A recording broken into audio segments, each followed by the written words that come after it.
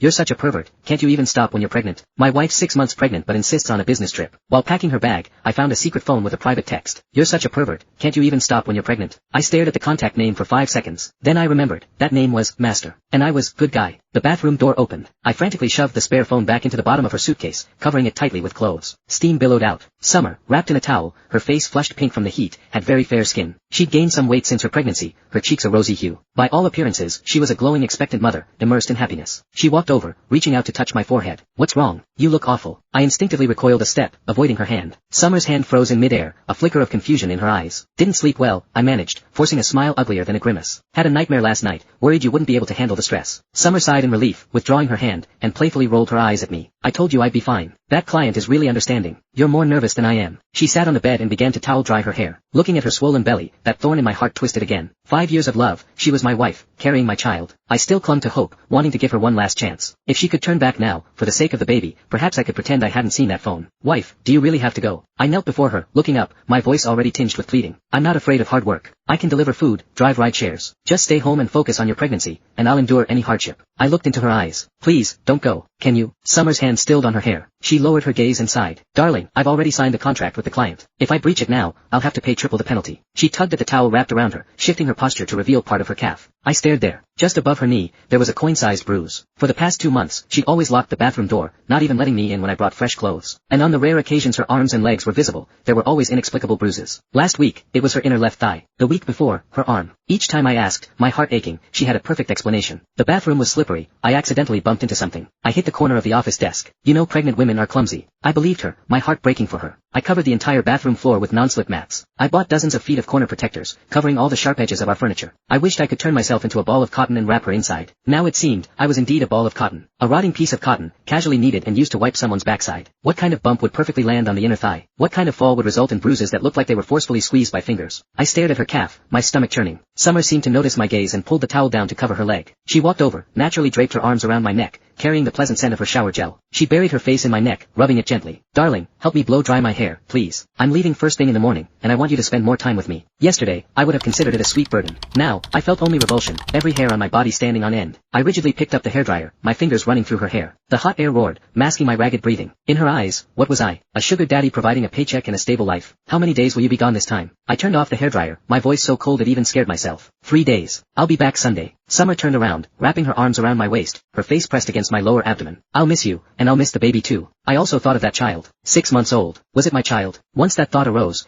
Click the link in my bio to get the full story for free.